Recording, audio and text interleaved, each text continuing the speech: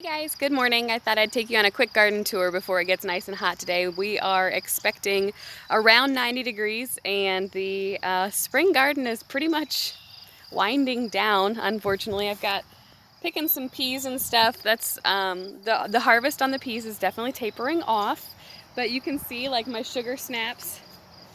I'm like 5.5, just under 5 foot tall or just over 5 foot tall, and that thing is very, very tall. So with the temperatures heating up, I went ahead and planted some okra in the boxes. The beans are doing okay. They're kind of limping along, but I do have several different varieties of beans, and you can see the color of the flowers is going to be different. So those look like some purple teepee beans. Over here, it's probably some red swan. Got a bunch of different kinds over here. Zucchinis are looking good. And then we are starting to see, finally, we're starting to see some of the companion flowers that I've planted. So these are the dwarf tomatoes, and that borage is just looking beautiful. I've got a spider friend here helping control with the pests. And then here's some calendula, if you can see that, just starting to open. Lots of blooms all over it, looking great. And then the broccoli, there's a cabbage moth right there. You see her? She's flying around. They've been kind of all over. They've been all over the broccoli. Broccoli get pretty huge, so that's probably 2.5, 3 feet tall right there.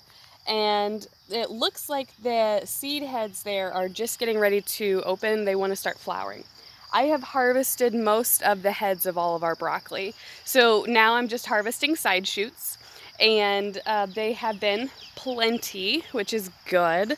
But the greens are edible. We will throw the greens probably mostly to the chickens, so I will harvest the greens over the course of a couple days, just to keep that soil nice and moist, and then to start planting there as I harvest out. Here's a quick trick with cauliflower. You can see I have folded the leaves over the head there, and I'll actually pull that back and I'm going to show you. This is how you keep your cauliflower heads white.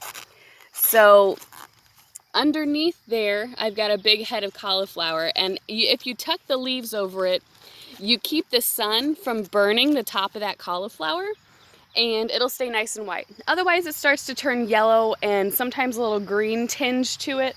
It's no less edible, but it is a little less appetizing. So just a thing to think about there. This one's nice and small still, but as it grows, I will do the same there. The peas are still producing quite a bit. I did pull out all the lettuce. You can see I have sunflowers and things like that dotted in pretty much everywhere. All the lettuce, I've resown here some beans. Here again, more peas. In context to me, this is a 16-foot cattle panel bent in half, so 8 feet at the top, and it is almost halfway there. With my peas, I mean, I have plenty of seed, but I am a compulsive seed saver, I guess. So as these start winding down, I will stop harvesting and will let the rest go to seed. And then I will let them dry here on the vine as the vines dry up, and then we'll use those for fall planting. My loofah there is climbing right alongside these peas. It will probably overtake those peas pretty soon. I've got some sweet alyssum and some kohlrabi here getting ready to bulb up down in there, if you can see it. And I did go ahead and I actually pruned back some of my onions. I want to do a little experiment, a side-by-side, to see if pruning your onions really does produce a larger bulb. And then I've got one onion flower here opening up. You can see that it's really pretty and spiky. I'm just going to collect seeds off of it. The bulb will be fine, it'll be a little small is all. And then I told you I was going to let a couple of radish go to seed, and this is actually a mass of 2 radishes. Can you believe how big they got? And another thing here with the radishes, especially in the heat, since they don't really do so well in the heat, the seed pods, if you look down in here, that's one of the seed pods. They'll dry up to really nice brown. But when they're in about this size, you can actually pick that seed pod. It's totally edible. It tastes like a spicy radish, so you might want to use that in like a salad or something yummy like that. Cucumbers getting big. They are grabbing onto the trellises, all doing very nice. These perennial plantings over here are doing very nice. A couple more plantings on this side. My corn is staggering positions. Some is very tall and some is not so much.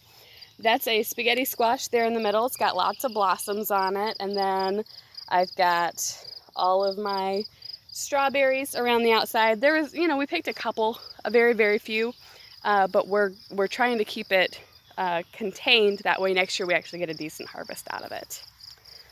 So then coming over, you see the tomato beds. First I just wanted to show you, that is watermelon plants there. And I don't know if you've ever grown trailing squash, any type of a vining squash, or watermelon, melons in general, but doesn't it seem like they always grow toward the west? I've been pulling them back and like redirecting them in the way that I want them to go, and I feel like every single squash plant that I have this year is growing toward the west. So if you've noticed that same thing, let me know. I don't know if that's like a thing or not. So got my Roma tomatoes here, and I wanted to show you this, my early treat tomatoes. Obviously these guys are big, I'm 5 foot tall, and this is, like right here at my shoulder. But if you look down here, each one of these has about 3 sets of full tomato arms on them. So that's very exciting for that variety. They are a nice early variety, or at least that's what the seed packet says. Bye, Daddy. See you later. That's what the seed packet says. But most of my tomatoes, here again, they're looking very nice and tall. These are some lemon boys, so they'll be larger tomatoes. They'll turn yellow when they're ready. Everything over here is looking pretty good. Pink brandywines. And then I guess really the true height is showing up here with my sun golds. Some of these are almost as tall as I am, and the arms on them are just filling out with a huge amount of tomatoes. Super excited about all of that. Of course, sun gold is best really for fresh eating, which is fine with us because we could probably go through, I don't know, 100 sun gold tomatoes a day. The cantaloupe is grabbing onto the trellis here, and some of my corn over there is looking good. More this is cucumber. This entire row I just planted. You can see the plants are just starting to kind of come up here. But these will all be cucumbers as well. I've got some cosmos. Those look like cosmos, a little bit of basil. And then this is that row of teeny tiny transplants that I was given. They are starting to perk up just a little bit. They're starting to get a little bit bigger, so that's good. Then we've got my peppers over here. All different kinds of peppers. And we've actually already harvested our first banana pepper, and we ate it here in the garden. But some of these guys are getting pretty big. My jalapeno here, just covered in blossoms. There's tons on there already. Very exciting for a pepper year, because it's gonna be nice and hot for the next, 10-ish days or so. So that's really good when they have blossom set, that it's nice and hot. Lots more tomatoes here. And just a word on tomatoes. This tomato, they've been growing along just totally fine. And then this one, I accidentally topped it. So what that means is I broke this main stem here. And when that happened, I was pruning suckers actually, and I ended up leaving 2 suckers that were kind of poking out. And this plant is regenerating itself twice over. So you really don't have to be too gentle with your tomatoes. If you're a little rough, they usually rebound just fine. They want to grow. They're gonna grow whether you want them to or not. More zucchini over here. A little bit of blue popping corn. Germination rate wasn't great over here, so I'm thinking probably there may not be a huge harvest because they're wind pollinated. And if there's not enough pollen in the air, you don't get a lot of kernels per cob. But that's okay. It's still fun to grow, whatever. Maybe it'll attract some pollinators maybe. This is all potatoes. And if you saw maybe like a week or two ago, I posted a quick little video about potato blight and dealing with potato blight because it is extremely common. I mean, if you're a history buff, you know, like the potato famine in Ireland and all of that. It's because of a bacteria or a fungus called blight. And at first I was thinking that these guys were suffering from blight because I thought really it's a little early for them to be dying back. But as I'm watching them, I'm starting to think, no, maybe it really is just a lot more dying back than anything. This is the only variety that's really doing it. It's happening very early. This was supposed to be a late season variety, and I'm thinking maybe the seed catalog was just wrong. I don't know. But they've been in the ground already for 70 days. And if they die back, it'll probably take them 2 weeks and then another week or so after that before you dig up the tubers. And that is, I guess that's about 85 to 90 day variety, which would be a mid-season variety. So that's not too bad, I guess. Not too bad.